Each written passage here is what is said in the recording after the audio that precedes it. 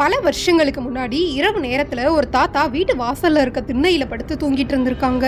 அந்த நேரத்துல ஒரு சிறுவன் வந்து தாத்தாவை எழுப்பி ஒரு மனிதரோட கண்ணுல மயில் கொத்திருச்சு, வந்து பாருங்கன்னு சொல்லி கூப்பிட்டு போயிருக்காங்க. சிறுவனை பின் தொடர்ந்து போகும்போது நள்ளிரவுல முருகன் கோவில் கதவு திறந்திருக்கிறத கவனிச்சு யாரு திறந்திருப்பான்னு கோவத்தோட உள்ள போய் பார்க்கும்போது ஒரு மனிதர் கண்ணை புடிச்சு துடிக்கிறத கவனிச்சு என்ன நடந்துச்சுன்னு கேட்டிருக்காங்க. உடனே அந்த மனிதர், நான் ஒரு கல்வன், சாமியோட அணிகலன்களை திருடுற நோக்கத்தோட சிலையை தொட்டேன், அடுத்த நொடியே கண் பார்வையை இழந்துட்டேன்னு சொல்லி அழுதுருக்காங்க.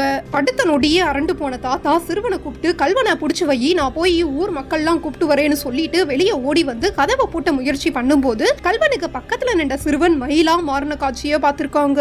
குழப்பத்தோட ஓடின தாத்தா ஊர் மக்கள்கிட்ட நடந்த விஷயம் எல்லாத்தையும் சொல்லி கல்வன் கண்ணு தெரியாம கிடக்கிறத கூப்பிட்டு வந்து காமிச்சதாகவும், முருகனை கல்வனை தண்டிச்சிட்டாங்கன்னு தெரிஞ்சுக்கிட்ட ஊர் மக்கள் கல்வனை மன்னிச்சு விட்டதாகவும் சொல்றாங்க. இந்த கோவிலோட பேரு சிவ சுப்பிரமணிய சுவாமி கோவில், சென்னை சைதாப்பேட்டையில இருக்கு.